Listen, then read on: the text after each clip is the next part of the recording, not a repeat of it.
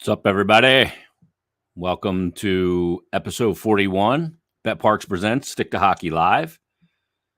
And a lot to discuss today. Anthony Sanfilippo from crossingbroad.com going to join us in just a couple of minutes. We got a lot to get into. Flyers actually coming off back-to-back wins. Let me tell you first, though, before we get to Ant and before we get to a lot of the very pertinent conversation, let me tell you about some pertinent details about this podcast. Number one, it's presented by Bet Parks, and you got to check out the new Bet Parks app. It's fantastic. It's the Bet Parks Casino and Sportsbook app. The new one is now live. Been live for a little while now, so you got to get it if you don't have it. You're looking for that little X right there. That's the app. Take it from me. The new Bet Parks app is fantastic. It's everything you want in a mobile casino and sportsbook. And again, it's like right here in your palm of your hands, right? Boom, in your pocket. So if you're on the move, you can get your action in. It's easy to sign up. It's easy to navigate. It's easy to get your plays in. If you're on the road, pull over. Just go, boom. Oh, game starting. I got to get a play in on this. Boom. Pull over to the side of the road. Couple quick minutes. Boom. Put your play in. You're good to go. Again, easy to sign up, easy to use, fun to use, and faster to win than ever before. And right now, here's the deal. It's the deal of the century. All Bet Parks users, new and existing users, can use promo code JASON750, JASON750, and you're going to get a risk-free bet up to $750. I haven't seen anybody else match that. The highest I've seen is $500 risk-free bet. This is $750 risk-free bet. Again, for new and existing users, terms and conditions do apply. So make sure you use that promo code JASON750 and get your risk-free bet up to $750. Again, grab the app, easy to use, easy to sign up, and super simple to navigate. Over-unders, player performances, goals, first to score, exact score, over-unders on points in hockey and basketball. You name it, it's all there. Futures, same-game parlays, live in-game betting, all available on the brand-new, all-new Bet Parks Sportsbook Casino, mobile casino, and sports betting app. So check it out. Download the new app now, Bet Parks app today, and you do need to be over 21 and present in Pennsylvania or New Jersey. Gambling problem, call 1-800-GAMBLER.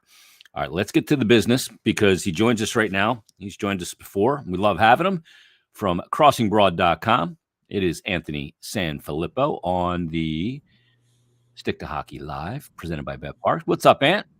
I'm in the middle of downloading the Bet Parks app so I can get that $750 risk-free bet. Dude, that's like, it's insane. $750, man. That's a big one. Yeah.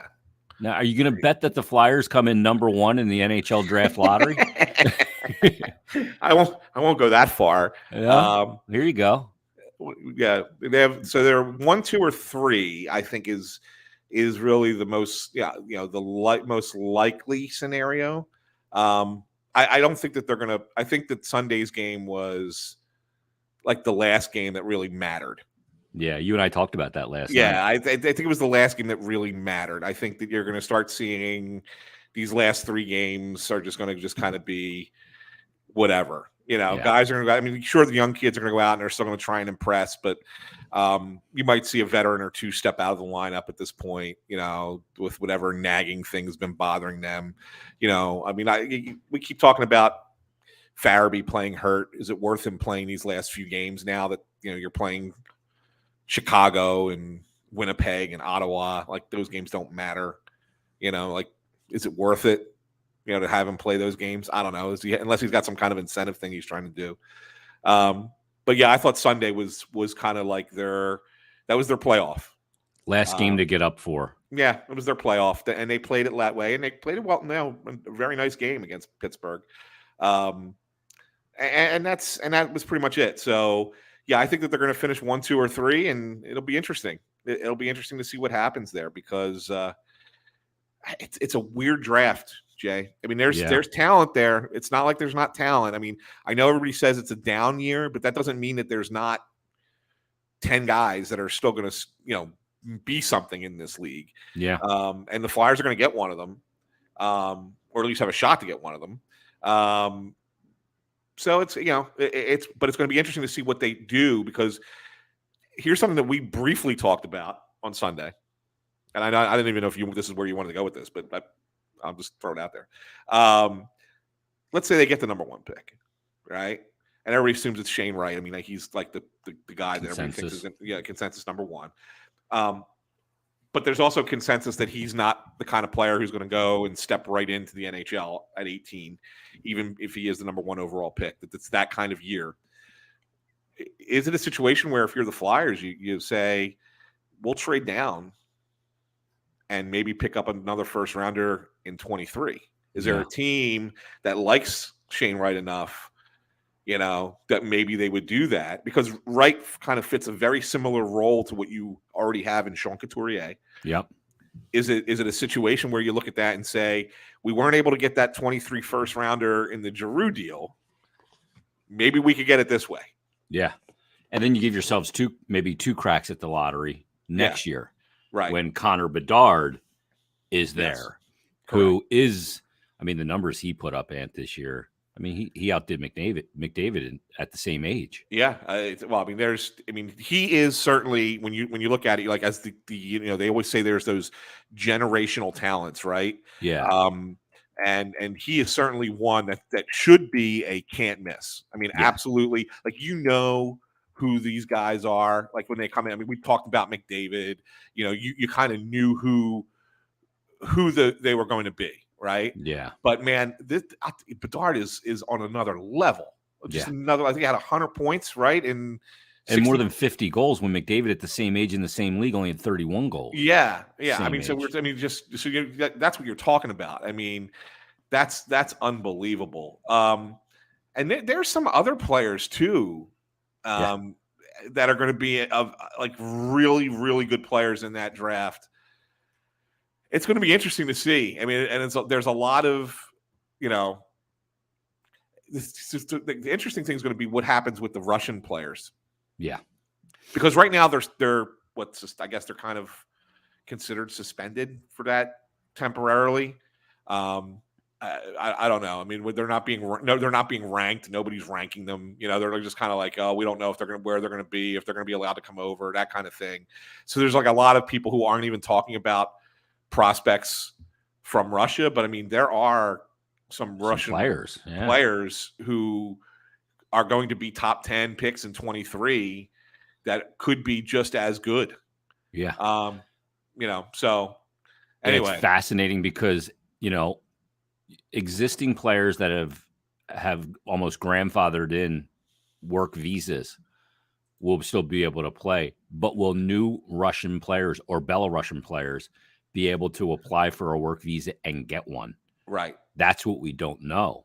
And if you haven't had one to come over and play, then you're probably not going to get one for the foreseeable future. And how that impacts the draft is you can end up getting, because teams aren't going to touch Russian players, you might be able to get high first round talent in the second round, but you're going to have to wait for it. Yeah. And the reason I keep bringing this up is, there's a lot of belief that the kid, Michkov, I think is Matvey Michkov, could be as good as Connor Bedard.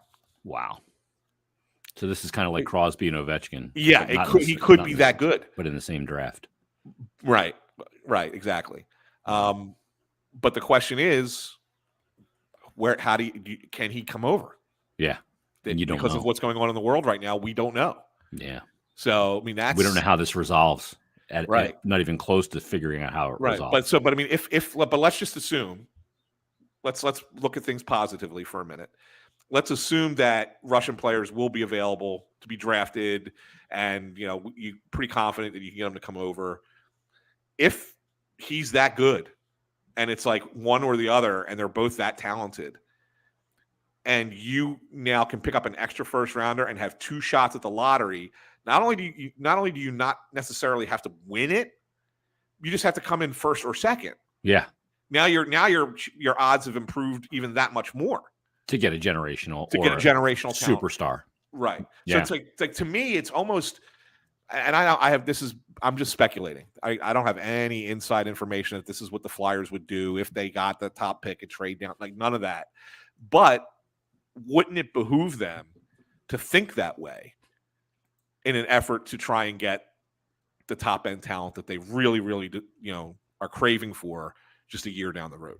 Yeah, especially if you draft one of those players, if you draft Connor Bedard, your hockey team matters on the front page for 14 years. Oh, yeah. I mean, no doubt. That's the impact of a generational talent. We saw it with Lindros. Flyers haven't had the number 1 overall pick. So if they ended up winning the lottery this year with the number 1 overall pick, I think it'd be a really divisive conversation amongst fans. You know, are you going to win it 2 years in a row, but you have 2 shots in the 23 draft, you know?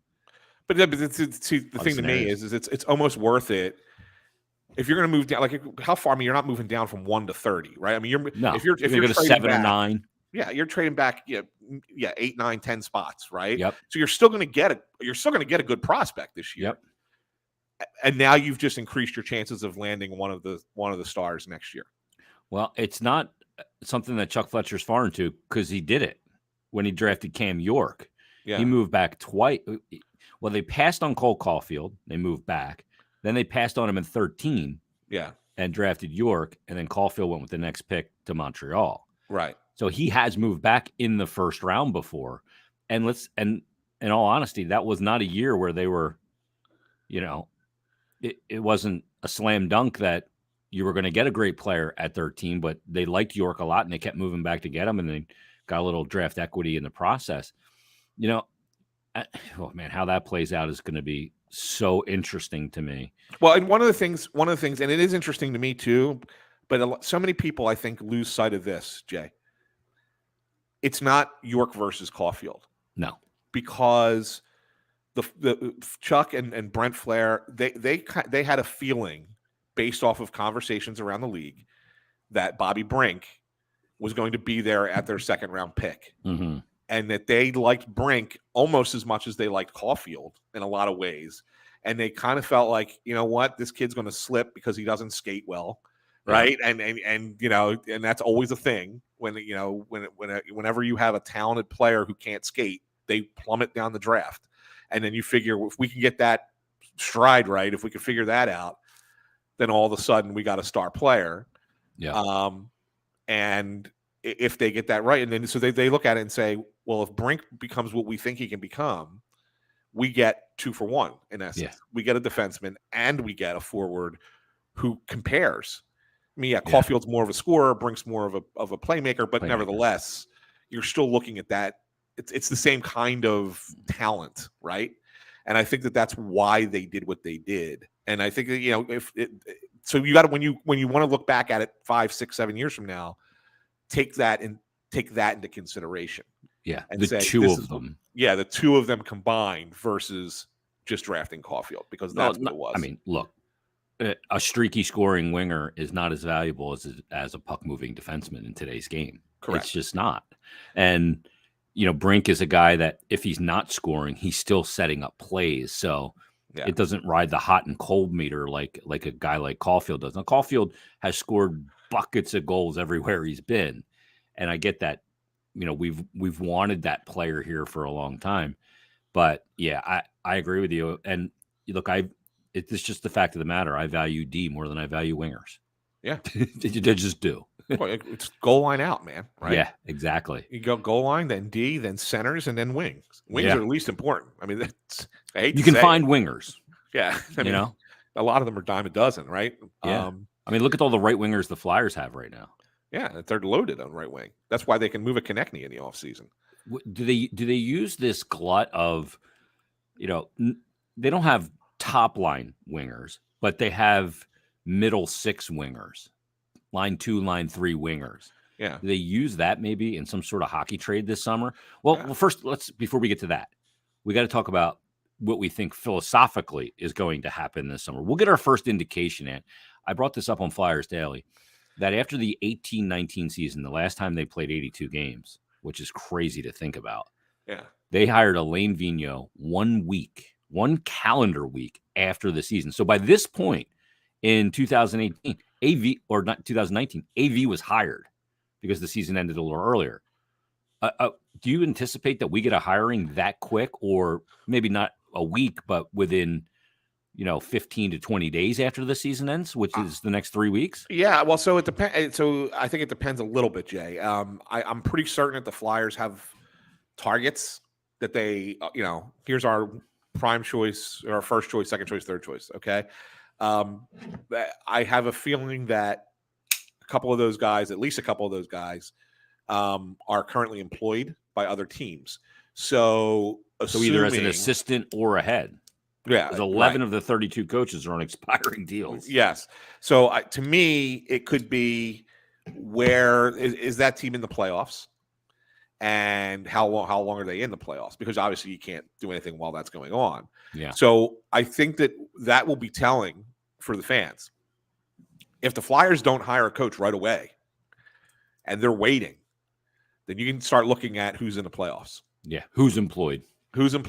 Yeah. Right now by a playoff team currently. And that will be more of an indicator than who's.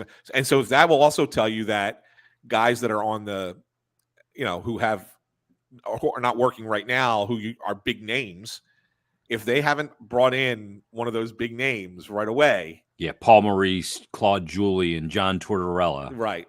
Then that tells you that they're probably not going that route. They're probably going to go with somebody who's on a roster, or not a roster, on a team right now as a coach. But then we'll hear about permission, because their contracts don't end until June 30th.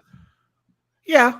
I mean, you might see they might start doing some of that just to kind of get names out there. You know, that they're working it, they're trying right away, right? And their agents. Yeah, and of course, and if they're, it's the I scratch your back, you scratch mine. I mean, the agents will say, "Hey, we know you're not going to hire them, but can you say that? Can you bring them in for an interview?" And that way, we get the kind of, the Flyers are interested. Oh, maybe we should be interested too, kind of thing. Exactly. That kind of stuff. Billboard. That stuff does go on as well.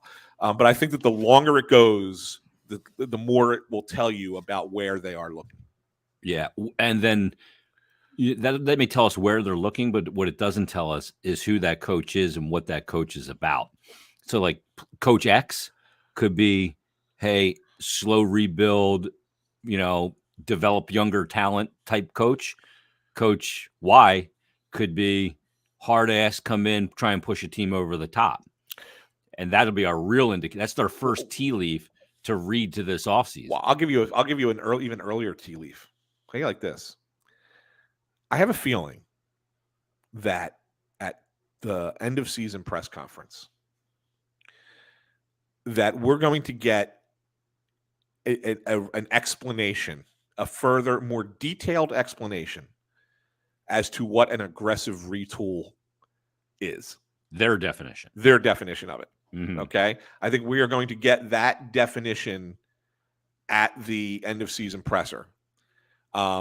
Because you never have a feeling without knowing information.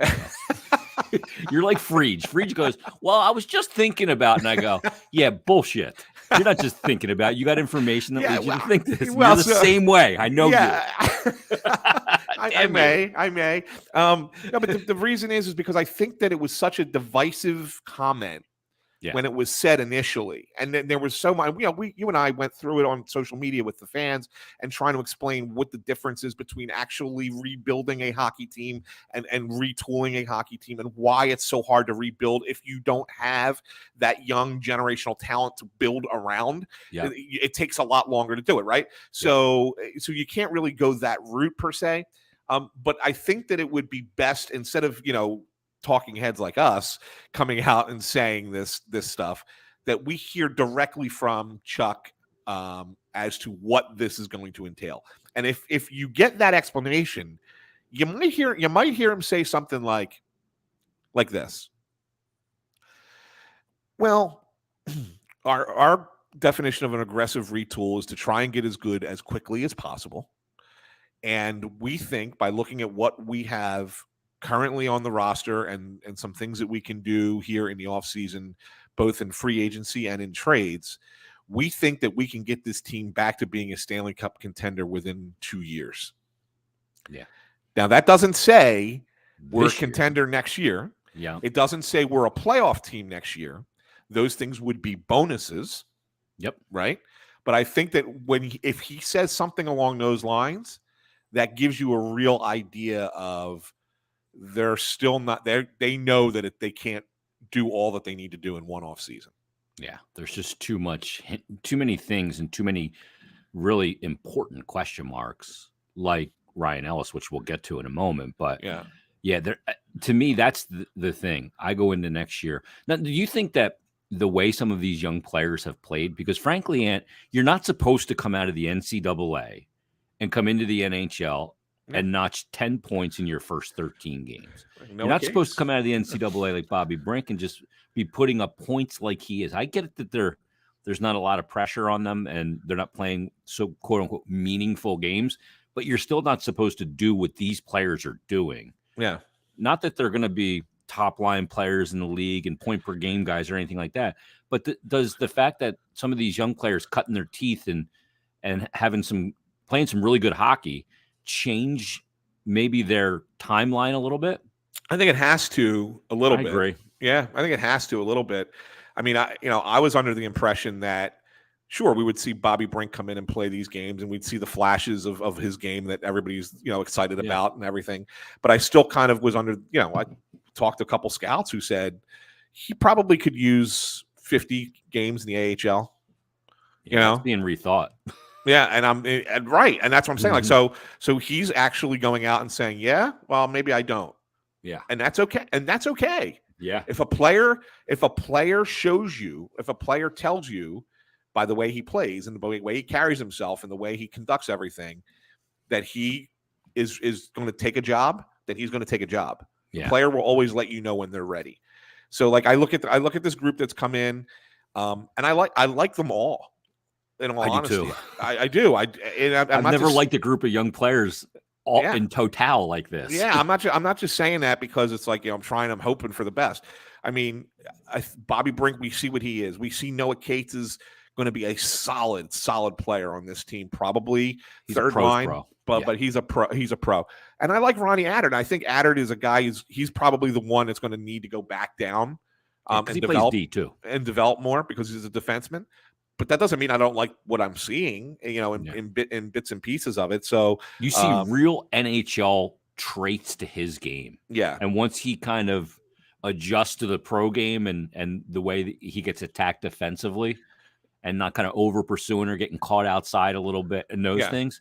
But you see the shot. Like you saw the shot against Toronto, Ant. Yeah. Like there's not many guys that can make that shot when the goaltender shaded to the short side like Campbell. Campbell went, did that go in? Like, how did he beat me from there? Well, here's the beautiful thing. The one beautiful thing about NCAA players, and we hear this all the time, and it makes so much sense, and it's the truth, is they're just more developed physically. Mm-hmm. Right? I mean, they're playing against guys who are more developed physically. They're playing men against men at 22, 23 years old. Yeah, it's very rare for an 18 or 19-year-old freshman to be playing in collegiate. Right. And rather than where you watch these kids in junior hockey that you get all excited about, and then you realize, they're playing against 16-year-olds. Yeah. Right. And so it's like, okay, they need those guys, no matter how good they are, with obvious, rare exceptions, they need more time to develop. Whereas the NCAA guys, they may not have the skill set that those junior hockey guys have,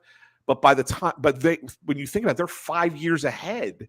Yeah. Maturity wise, so that maybe that they don't need as much time in the American Hockey League. They just need to figure out the pro game. And if you have a certain skill set that translates to the NHL, you can be successful and be successful quick. You don't have to be a superstar, but you can still be a quality NHL caliber player. And you're seeing more guys go the collegiate route. The collegiate game now is better than it's ever been. I mean, look at Owen Power, number 1 overall pick, right? Sure. Goes back to Michigan. And then the other part of it too, Amp, is teams. I think we're going to see more and more of this because you have more control for a longer period of time with a player that's in college for him to develop. And then he comes in. A lot of the guys go to college. They'll play a year or two in the BCHL or the NAHL, and then they'll go D1. Mm-hmm. Right. And then they have those years of development. And they play 3 years of college. Then you're 4 years removed from your draft year. Team still has control. And if you have opportunity like the Flyers have, it was a slam dunk these guys were going to sign here. Yeah. Everybody going, they're going to lose them because they stink. No, they're going to keep them because there's opportunity. And that's all these players want when they're coming in. Right. And that's why they signed all three. It was like boom, boom, boom. They signed all three. I think we're going to see more players come in the NCAA route because of that. And there's not as much wear and tear on their bodies either because the collegiate schedule, 36 games, is nothing like playing in junior. Right. 100%. 100%. And I think that's it. And I think it's a fair point, and not only that, You come the NCAA route.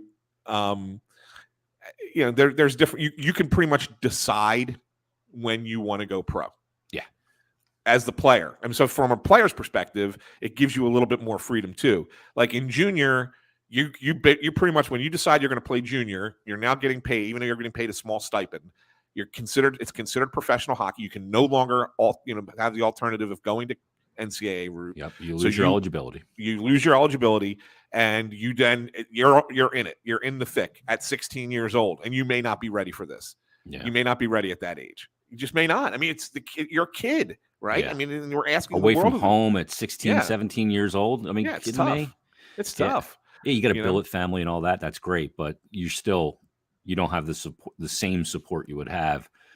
And then you go to college, you learn how to be a man, you learn how to be a grown-up, you get education, you learn, you got to balance school and hockey. I think you're living on your own. Yeah. Which is huge. Yeah, you got to think about how many guys who come over and go to the NHL, and whether they're from Europe or whether they come in at 19 or 20 and they're like, what do I do? Yeah. Carter didn't know he had to pay his electric bill. He got his electric turned off. Carter Hart. Yeah. Because he never took care of any of that. Right. He didn't have to worry about it. Billet family did that. Yeah. Right. I mean, stupid things like that. It's not like that he doesn't have the money. I mean, obviously he has the money. He just didn't know.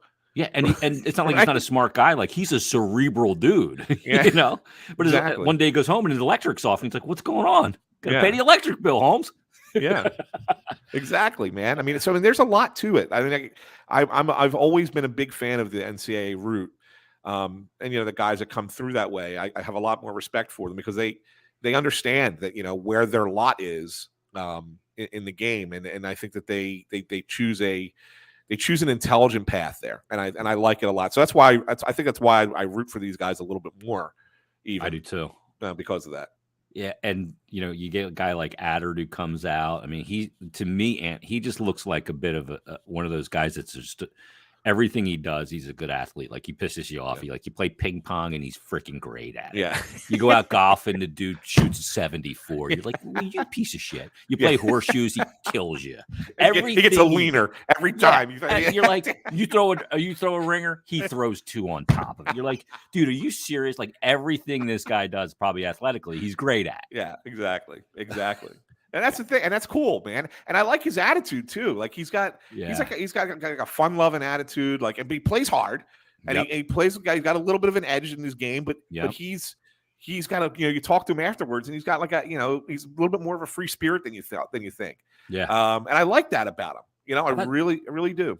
How about Noah Cates? I talked to him yesterday between the second and third period. He only had one goal at the time. But every time I've talked to this guy, I've probably interviewed him 3 times face-to-face at this point in his 13 games. And he can't wipe the smile off his face. This dude, you can tell he is having the time of his life, living out the dream and having success. And he's going to go into this offseason knowing what it takes to really succeed at the NHL level and having the confidence that he notched some points while here as well. I mean, what is that going to do for his offseason? I think it's immeasurable. Yeah, no, I think really, really, he was a guy that, and you got to give credit. This is a Hextall draft pick, right? This is not a Chuck draft pick, and he was a deeper pick, right? 5th round, I believe, right? Yeah, that's a hell of a find. That's a find down there. I mean, if you can find a player in the 5th round who's going to become an NHL player, just be a player in general, that's a win. You find like 200 games, that's a win, right? If you find one that's going to be productive. Yeah, that's a huge bonus, right? And I still found Lindblom too. Yeah, 5th round was Lindblom was a 5th rounder, and now Noah Cates. So, man. I mean, I just you see him, he's out there, and you're like, there he is again, in the right spot. Yep. Like, and is it instinctive? Is it that he just listens and he's a sponge and he does what he's asked to do? It's probably a combination of both, in all honesty. But yeah, he's just every time you see him on the ice, it's like, yeah, he's doing something right. Guys playing the game the right way, and that's something you love to see. Well, he was asked about it last night after the game against Pittsburgh about the details of his game, and he said the details for me, frankly, are everything. Yeah. And he plays a very detailed game, from the routes he takes to the puck to being where he is positioned on the right side of the puck and all zone. I'm blown away by his neutral zone play, which seems so stupid, right? But the decisions he makes in the neutral zone, I constantly go, he's just putting his team in a better position, whether they're defending eventually into their D zone or attacking on the offense. And I mean, the 2 deflected goals last night, I mean, those are Joe Pavelski type deflections on high shots. Yes. And he gets a good stick on both of them. Yeah. No, he's been obviously the most impressive of the 3 guys, and that's not to take anything away from the other 2. Yeah. It's just that, I mean, how can you not when you're come straight from college and score 10 points in 13 games? Yeah. I mean, it's fascinating. And the other young player that we're not talking about is Owen Tippett. Yeah. And he can move, man. He can skate. Yeah. No, absolutely can. He absolutely can. I mean, you like that Frost Tippett Gates line? For now. I'm not certain. I'm still not certain where Morgan Frost kind of fits into the grand scheme. But you know, there's a possibility that I think that he's a guy that could get moved this summer as part of a hockey trade. Mm-hmm. So for now it's fine, but I do like Tippett and Cates playing together. Yeah. Jay, I need to ask you a small favor. Real small. Like 10 seconds small. I just got a text message from my kid who locked himself out of my house. Okay. And he needs me to go open the door.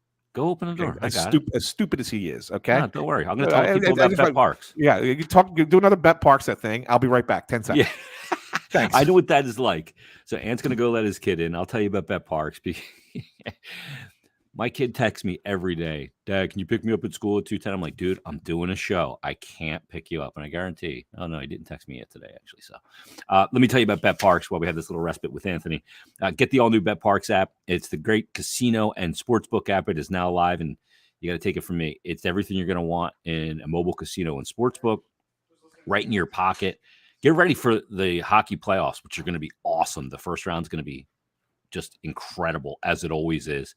And all Bet Parks users can get a $750 risk-free bet by Jason750. That's the promo code. Get that risk-free bet up to $750. Terms and conditions apply.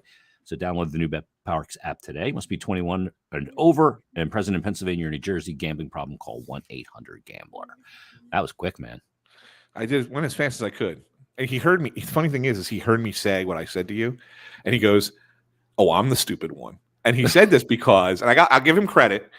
We were at the airport, and both Maria and I had left our keys here, so we couldn't get back into the house from the airport. And he's like, "Oh, and I'm the stupid one. You guys went to the airport, came but couldn't get home, and I'm just texting you. I'm just texting you and saying, hey, I forgot it. I know you're in the house." I was like, all right, Andrew, you're right. You get a pass for this one. But you're the stupid one today. Yes. Today he's the stupid one today. I'm usually the stupid one. Yeah. Is that fair? Is that a better assessment, Andrew? No, still not good. He's not good enough. He wants full immunity. Full immunity, yes. The funny thing is, like I was just saying while you were gone, my son texts me every day. Dad, can you pick me up at 2:10? I'm like, dude, I'm doing a show. Yeah. Like, I can't do it. And then when I get done the show, I got shit I got to do to post the show and all that stuff. But every day he texts me the same thing, please. I'm like, no. Yeah. But it's funny because you and I had talked for years. We both come from a sports radio background. Yeah. And now with this ability to live stream and podcast, we're finally able to talk hockey properly in this town because they don't do it properly on broadcast sports radio. Right. So we get to do it here, which is fantastic. That's great. I mean, it blows me away, in all honesty, Jay, that considering we have the opportunity to do it and we're doing it and doing it successfully, that they still haven't picked up on the fact that there's a market for this. There's an audience there. Yeah. You know what I'm saying? Like, how have they not noticed it yet? Look what's on the air. Like most of the guys can't talk about it. I know. I've worked with almost all of them. And I get text messages from guys that are on the air. I'm having so-and-so on. Can you give me some questions? I literally get those, text messages from guys that are on the radio on both stations. Yeah, I agree. So I'm not going to say who they are, but I think everybody kind of knows. But it's great that, and look, that's the thing. Even though this team has had a shit season, this fan base, like, it's easy to go, I'm apathetic, I don't care, blah, blah, blah. But the fact remains is I see a ton of action on Twitter about this team. People do care. Oh, they absolutely can't just turn it off. They absolutely care. Look, it has been a bad run, especially the last few seasons. Well, at least the last couple seasons, maybe 5 out of 6, right? 4, whatever you want to say. It's been a bad run for this team. There's no doubt. Yeah. But that doesn't erase 50 years prior. I mean, this is an iconic franchise in the National Hockey League. They have the third highest winning percentage of any team since 1967. Yeah, I mean, if you go back, I mean, if you ask anyone else in another city, like where you put the Flyers as far as, iconic status with hockey, they'll give you the original 6 and then the Flyers. Yeah. They're that close to being like, if there was only Philadelphia hockey in the 30s and 40s and 50s, they would have been the original 7, right? You know what I'm saying? Like that's how close they are. So I mean, even today, and you see it with your numbers when you look at your podcast reports, and we look at ours, and look at where we get people who are listening from. It's not just Philadelphia. Oh my God, it's global. It's all over the place, all over the world that people are listening to us, because that's the kind of brand this is for hockey fans. So I mean, they care. They care, and they may be showing their anger by not showing up at these games. They may be showing their anger on social media. They may be calling for people's heads and maybe going a little bit too far sometimes. But the fact of the matter is that they care. And once this team starts to play better again, and once they start to show that they can be a good team again, those seats will be full. All the orange shirts will be worn, and all the chants will be happening. It'll be all like it used to be. Totally agree. You just got to give them the product, and they will return. There's no doubt about it. Yeah. And the other thing too is, like, you're right about the global thing. Like, I was blown away. This is probably like 4 weeks ago. I get the emails about the charts, and I see on the iTunes chart that the podcast is #1 in the Ukraine. I'm like, their country is being decimated, and this podcast, people are listening to it in the Ukraine. Like, what is going on here?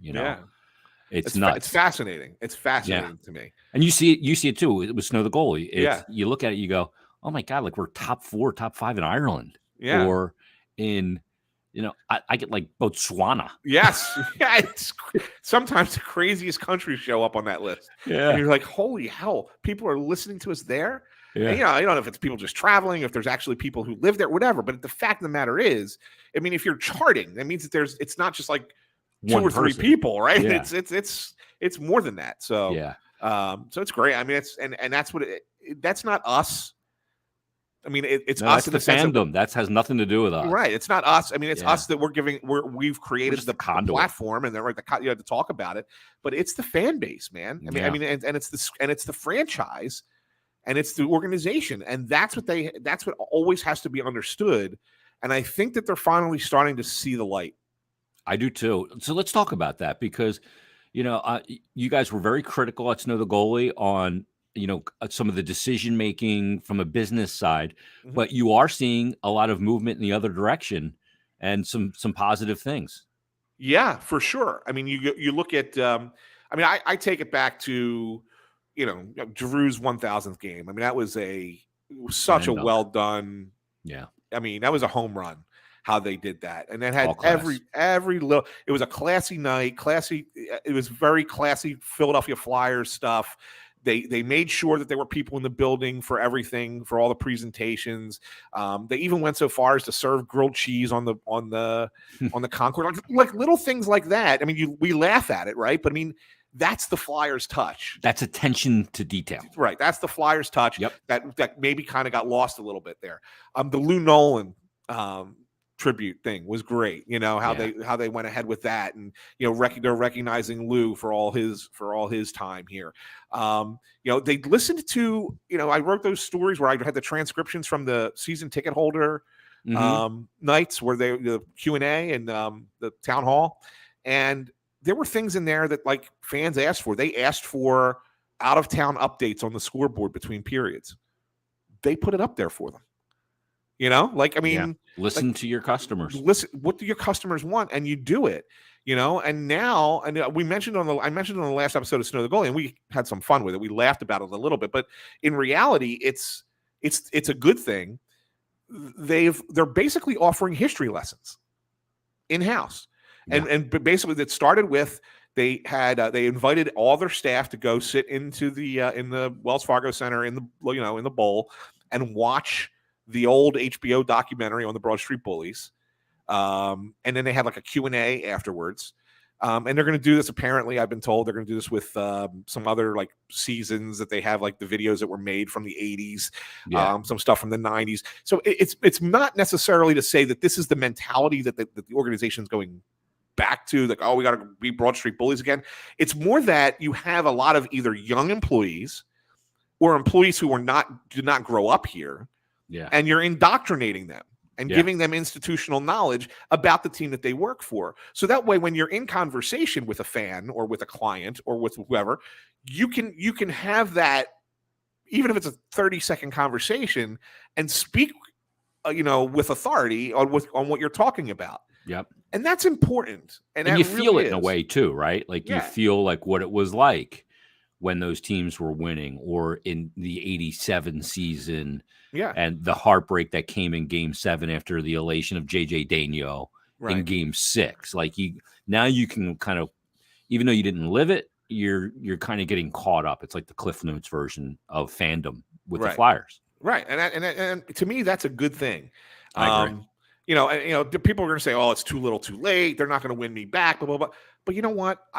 You could say that all you want. Yeah. But if you start doing, if they stick with this, and again, it's very imperative that they stick with it. Mm-hmm. This can't just be we're doing it for optics and then stop doing it again, right? But if they stick with it and continue to do these things, you're going to notice it. You're going to appreciate it as a fan.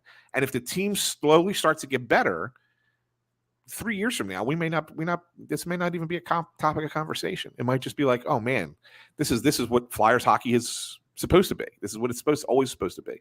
Yeah. And we just waited. Yeah, we've had to go through a period where it sucked, but now it's back and it's all's good. All's right with the world.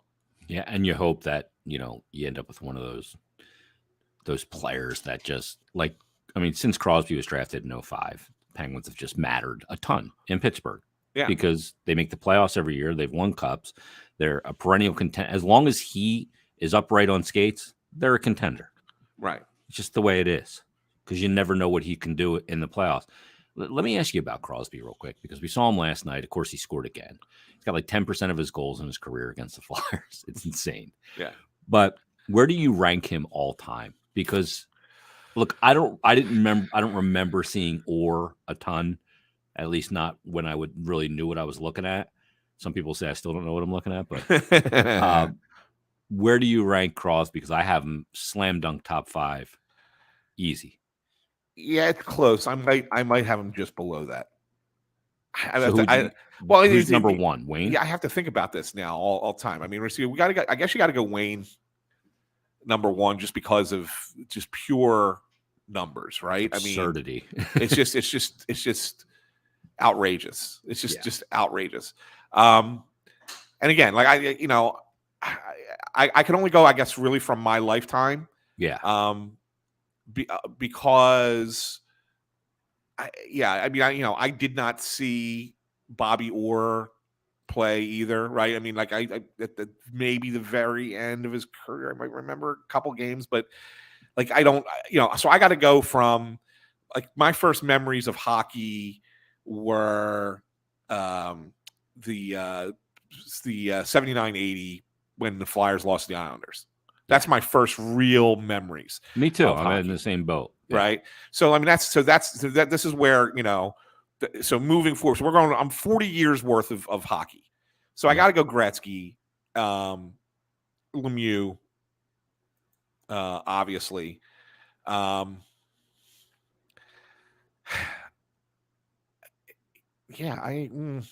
looking at like a Lidstrom or.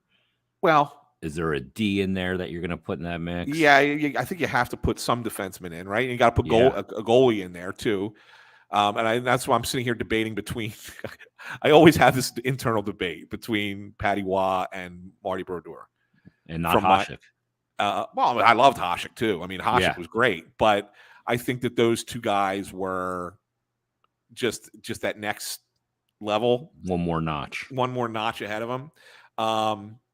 So I would probably put one of those two there. And if you go defenseman, my lifetime probably Ray Bourque is probably the guy. And then you start looking at, and then there's the group that includes Crosby, and I think that includes Crosby, and I think it includes Ovechkin too. Yeah. Crosby's slightly ahead. He's won 3 Stanley Cups. Ovechkin's only won 1. Yeah. And Crosby's gone to 4. Right. Lost in 08, won in 09, then the back-to-backs. Right. But I also got to include in that group. I mean, how do you not include Jágr? How do you not include, Messier and Yzerman, Sakic? Yeah, like that group great is like players. Yeah. Yeah, that's the next group. And so I really would have to think about it, like how I would rank them. But yeah, I mean, he's certainly top 10. There's no question he's top 10 player of all time. I'm just not sure if I would have him top 5 or right on the cusp, maybe like 6. Yeah, I put him in the top 5, not only because of what he's accomplished in the NHL, but what he's done internationally. Oh yeah, well that's true. It's just crazy. Yeah, you don't even think about that, but the golden goal was, and one of the great games I've ever watched. Yeah, and when you think about that game, was something else. Yeah, I mean, we were disappointed as Americans, but it was a hell of a game. Oh, it was absolutely bonkers. It was funny. It was because can't believe it was 12 years ago. I was in a bar in Clearwater, Florida. It was my birthday, and I was down there filling in for our Phillies writer because it was during the Olympic break. And they were like, yeah, our Phillies writer could use a break. He's been working every day. Why don't you go down for, a week and help him out? I'm like, all right, no problem. And so it was my birthday, and they decided to go, let's go out, and we're going to go out to a bar. And the bar we go to they had the game on the big screen there, and it was half full of Americans and half full of Canadians. Yeah. And it was really cool. All the snowbirds. Yeah, it was awesome. And there was and they were chanting back and forth. I mean, in the bar. And so you're caught up in the moment of it. And then when Parisi scores to tie the game, and it's like the place on our half of the room went absolutely berserk, and we got guys who are like beat writers, Phillies beat writers, and we're high-fiving at the table. Like, it was awesome. Like, it was great. And then of course Crosby scores the goal in overtime, and the other side of the room goes nuts, and we're like, oh man. But it was that kind of game. It was that kind of, it's the memory, and Crosby's responsible for it. I mean, like, I'll never forget where I was for that because of how cool it was. So, and that team was just ridiculous. I mean, look at the play. I mean, look at Jeff Carter. He was on that team, right? Yeah. And he's still playing. We saw him last night, and Carts can still move. Yes. And actually, I saw him, I think, for the first time last night, take a slap shot. He's always the king of the wrist shot and the snapshot. He's had a decent season for them this year. He has, and he signed an extension. I mean, he's going to outlast Richard's career by 8 or 9 years. Mm-hmm. That's crazy to think. Yeah, I mean, he's going to have. I mean, he's got what, 43 points. Mm-hmm. That's not bad for a 37-year-old guy, right? Yeah, that can still move, and he's got a ton of playoff experience. Yeah, and has turned himself into a pros pro. Yeah, and you'll take that all day. It's crazy. Yeah, that's unbelievable. It is unbelievable. Yeah. I wouldn't have. Well, I shouldn't say that. I shouldn't say that I would have expected him to last this long. I mean, I guess he would be the one that I expected to last longer. I mean, Richard's the way he played the game.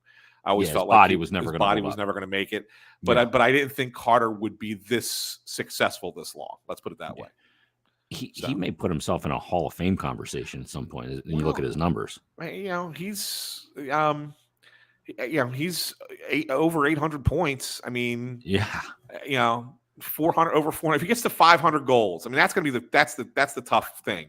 Can he get another 83 goals? I don't know. Yeah, over 3 years. 3 years, maybe. I mean, he would have to be consistent, right? He would have to be a 25 to 30 goal scorer over the next 3 years. He's played 1,168 games. Yeah, I mean, that's the one thing. I mean, can he get to 5? If he can't get to 500 goals with 2 Stanley Cups, And who knows? Maybe you get one more if you get traded somewhere. Who knows? Then I think that I do think it's a potential Hall of Fame career for sure. 20 seasons in the NHL, 500 goals and a couple of cups. I think so. I think that would be a Hall of Fame kind of career. Yeah, I mean, he's had some big years, no doubt about it. And yeah, unreal. All right, Ant, let's wrap it up because we've taken up a lot of time. Sure. But I appreciate you joining as always. Check out Ant's stuff on crossingbroad.com and the Snow the Goalie podcast. And we'll see you Friday down at the barn for one last spin around the ice. One more time. One last time. And Jay, next time we do this, if you want, or if you want to do it real quick here, it's up to you. I'd love to get your thoughts on the NHL Awards because I have I got to vote again this year. Last year they took our vote away temporarily just because they wanted to limit. It was like they wanted to limit the number of votes per conference. Yeah. The last couple of years because of COVID. They weren't weighted. Yeah. Because they thought that you're not seeing the teams as much from the other conference, and so they didn't want the East to be too heavy, so they pulled votes away from us. But I got my vote back this year, and I'm going to be able to put a vote in. And we were talking about this very briefly the other day, or yesterday at the game, and Hart Trophy, Norris Trophy, Selke. I mean, these are three big trophies that we get to vote on. And I don't think any one of them's a slam dunk. Me neither. And I've never seen more guys deserving. Yeah, that's what's making it pretty incredible. So I'll tell you what, let's do that. Maybe we'll do that for next week. Yeah, I'll make you join again on Monday. Sounds good. And we'll go through it because the regular season will be in full blown conclusion at that point. Right. And I'm going to look at some numbers, but I have a feeling who my finalists are for a couple of those categories. But I got to do a little more digging. Yeah. And the Hart one, and I'm going to have to resolve on an answer here. It's a tough I want to choice. give it to three guys. Yeah. It's a tough call, man. It is. It really is. There's been some great hockey played this year. It hasn't happened here, but there's been some great ass hockey this year. There has been. I'm looking forward to it. I think it's going to be good to kind of dive into it and really kind of. And I'm the kind of person who I always used to put my votes out like publicly. I'm not one of those people who keeps a secret, right? Whatever. But I will explain why I voted the way I do. So I'm really looking forward to really diving into it and kind all right, so we'll do that next Monday. We're going to get Bill Meltzer on next Monday then too, because you two need to debate Morgan Frost. Yeah, we can debate Morgan Frost. We'll do that. We'll do awards and Morgan Frost next Monday. Sounds good. Right here on Stick to Hockey. And thanks for doing this. You got it, bud. Anytime. There he is, Anthony Sanfilippo, joining us on another edition of Bet Parks presents Stick to Hockey Live. We'll do that next Monday. That'll be a lot of fun. Look at the NHL Awards, and Bill and Ant can debate Morgan Frost. I don't agree with Ant either. I think Frost has got more upside than Anthony does, but we'll debate that coming up next Monday. I'm more on Bill's side here. The all-new Bet Parks app. It's the great casino and sportsbook app. It is now live, and it is time for you to download it if you don't have it.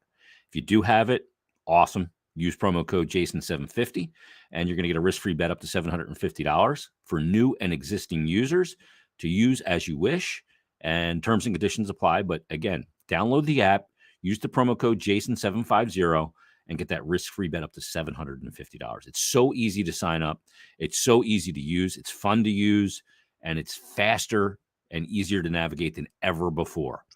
You got to take it from me. It's everything you want in a mobile casino and sportsbook, and it's right in the palm of your hand. You got this last week of the hockey season and then right into the playoffs. You got NHL playoffs. That first round is going to be bonkers. You can bet over-unders, player performances, exact score, first to score, same game parlays, live in-game betting. It's all going to be at your fingertips with the all-new Bet Parks app. So download it, get in on the NBA playoffs, baseball season, PGA, tennis, Formula One. It's all there for you. And again, like I said before, it's so easy to navigate. And I'll tell you one more time. Use the promo code Jason750 and get that risk-free bet up to $750 for new and existing users. Terms and conditions apply. Now, download the brand new Bet Parks app today. You do need to be over 21 and present in Pennsylvania or New Jersey. Gambling problem, call 1-800-GAMBLER. All right, that's going to wrap up this edition of Bet Parks Presents Stick to Hockey Live. We'll be back Thursday with another brand new show. Aji's coming up tomorrow with myself and Harry Mays. But everybody, thanks for listening. Thanks for watching. Make sure you subscribe, leave us a rating and review, and we appreciate it greatly. Final week of the NHL season for the Philadelphia Flyers. The 2021-22 season will end on Friday, but we'll be back Thursday. Everybody, thanks for watching. We'll talk to you next time on Bet Parks Presents Stick to Hockey Live.